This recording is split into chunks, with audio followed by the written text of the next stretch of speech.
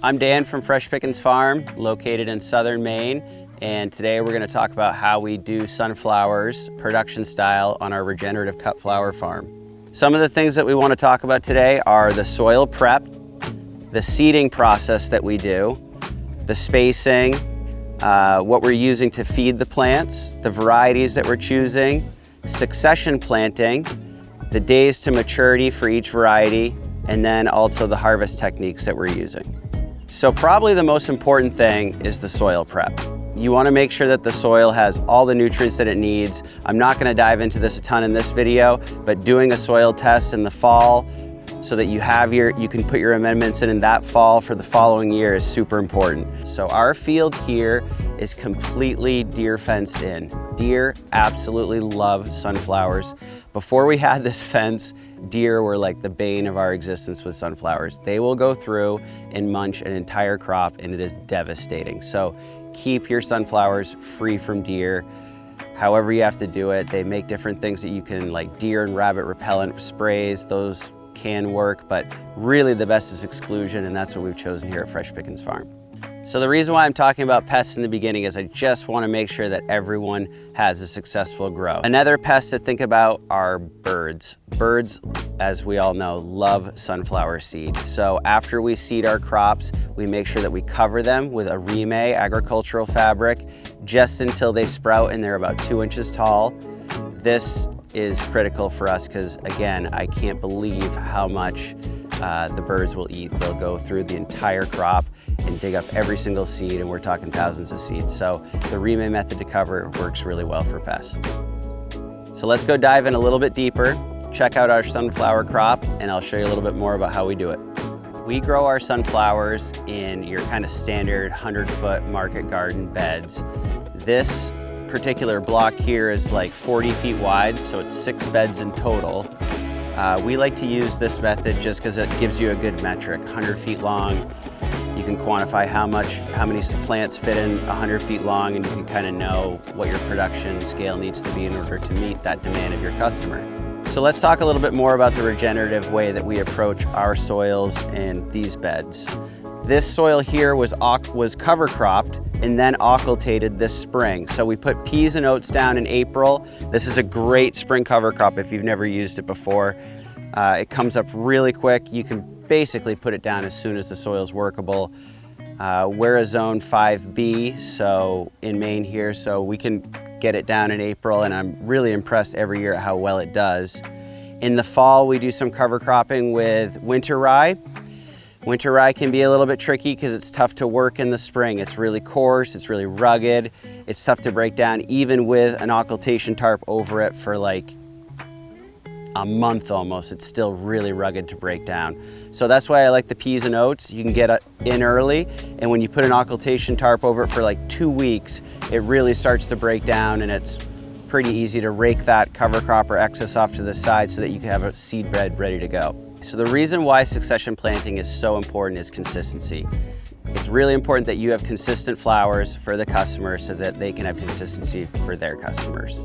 This is going to make them want to keep buying from you, and it just creates a great relationship. We've tried a lot of different techniques at Fresh Pickens Farm for growing our sunflowers. We've done them on raised plastic beds. We've done them with like more tillage techniques, but now we've kind of settled on the idea of doing this direct seeded, minimal till. We do use a little bit of tillage, but we're really trying to minimally disturb the soil. And the idea with the direct seeding is that when we put the seed in the ground, if the moisture is good for the soil, the Mother Nature can take care of the seed, and if the soils are healthy, grow a nice crop. Okay, so let's dive in and take a closer look at what we're doing here in our soils to make a nice consistent sunflower crop.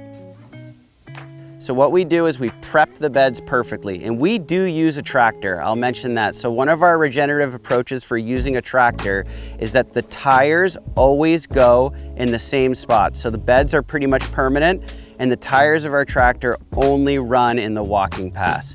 We don't run the tires on the beds ever, year after year. So this is one way that we've done it a little bit differently, where we have a tractor and we want to use that to our advantage without breaking our back not using it. So we really try and make sure that the tires only go in the exact same spot every year. So bed prep is super important. This block here was cover cropped with peas and oats. We put that in April, and then we covered it with an occultation tarp. One thing to mention is that when we make the beds that the peas and oats go into, they're like perfectly shaped. So once the peas and oats get, a foot tall, we put the occultation tarp over it. And once it kills everything in there, once we take the occultation tarp off the first 2 beds, we only take the occultation tarp off the beds that we're gonna plant. So we'll peel it back 2 beds, and then the next week, once we plant 2 more beds, we'll peel it back 2 more beds. That way you don't have weeds growing on the beds that you've put all that effort into occultating. The other thing that's important about prepping those beds perfectly before you put the occultation tarp on, and actually before you put the peas and oats in, is once you occultate it and it kills all that peas and oats, you have perfect beds that are ready to go, so you don't need to disturb them more than you need to. This is critical, because the more you disturb the bed, the more it could turn up weed seeds. So prep those beds perfectly before you put the peas and oats on the beds. Put the peas and oats on, lightly rake them in. Once the peas and oats come up, put the occultation tarp over it once you've got good growth from that. And then once you peel back those beds, you're gonna have nice beds ready to rock and roll so you can run the seeder. You've pulled back your occultation tarp. You've got a little bit of crop residue on there from the peas and oats or whatever cover crop you did, or even if you didn't do a cover crop, you want to do a quick mini light rake out. Sometimes if they're prepped really good, you don't need to do this. But if you do, just to take out some uneven parts, do it really lightly, because like I said, you don't want to turn the soil up too much. You've done a lot of work with your occultation tarp to get it all weed free and stale, ready to go. So now we have to mark out our beds. We use one of these growers rakes. These are kind of called finishing rakes, I think. And we put these little PEX tubes on there. So these PEX tubes, they fit right on the rake tines, and these are perfect for figuring out your spacing. We essentially take this rake, and we've got our perfect bed ready to be seeded, and we just drag this down the bed. This is gonna give us our lines where we're gonna run our seeder. So let's talk about the seeder that we use. This is an Earthway seeder. I'm pretty sure they're under 100 bucks, I can't remember. They're solid. They work super duper good. They come with all these different plates on the inside that grab different types of seeds. The plate that we use is the corn plate. It seems to work really well for sunflowers. And essentially you're filling up this hopper full of seeds, and these little plates spin around and they grab the seed and they drop it down this little channel that puts a little groove in the soil, drops it in, and then this chain goes over and covers the seed. It's a really efficient way to get a lot of seed in really quick. So now that you've got your crop planted and seeded, the next important step is keeping that crop weed free. We have a bunch of different tools in our arsenal that we use, but I try and keep it pretty minimalist so it's not overly complicated. This is a wheel hoe with like a stirrup hoe attachment. This is a 12-inch stirrup hoe attachment, and I use this for doing the walking pass and right up to the edge, from the walking pass right up to the edge of the crop. So these are 2 different types of wire weeders that work really well for the sunflowers. You can use this when the crop is still small, I'd say under 6 inches, and this is one that you can use to straddle the crop. And this is just your standard wire weeder that works really well in between the rows.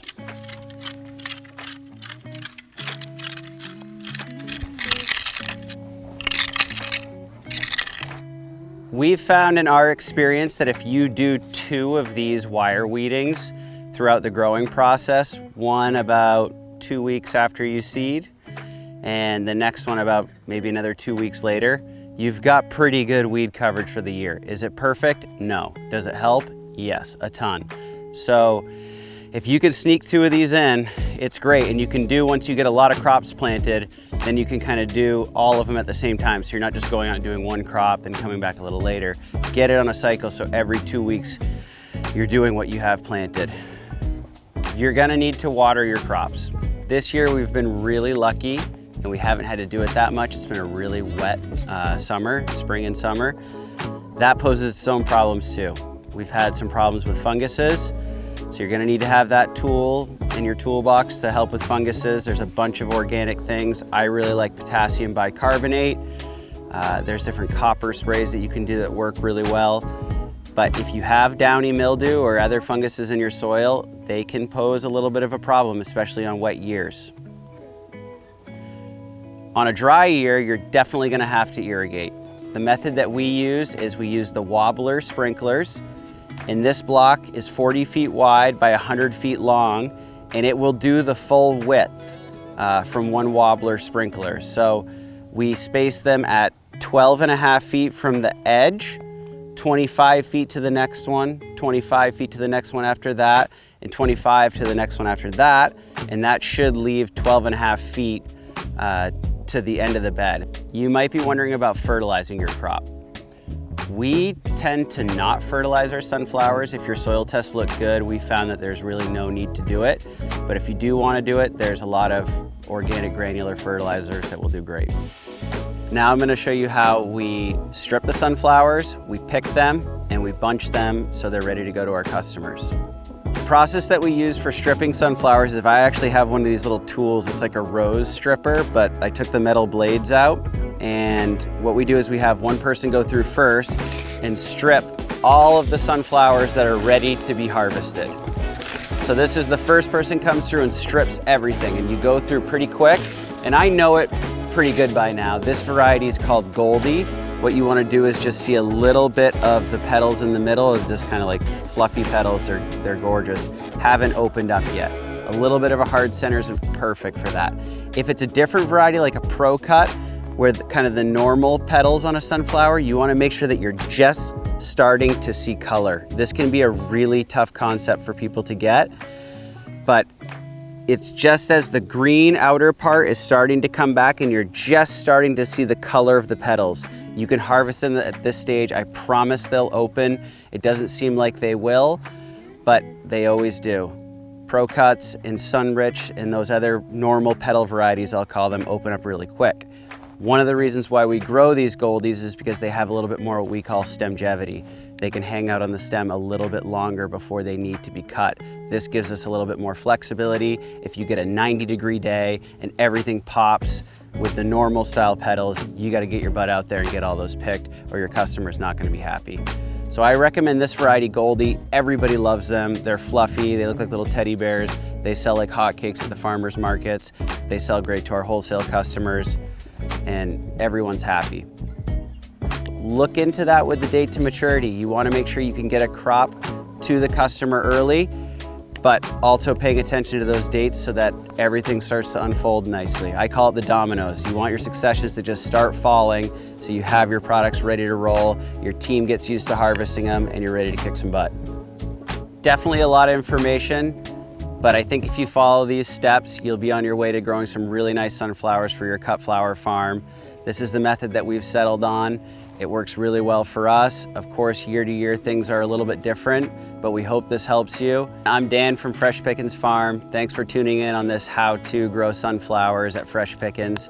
We think it's a really great technique. If you want to learn more about what we're doing, you can check us out on Instagram at Fresh Pickens. Feel free to leave comments below. And there's also a blog that goes along with this that you can check on our website too. There's going to be a link to that below as well. Happy farming. We hope this helps you grow great sunflowers.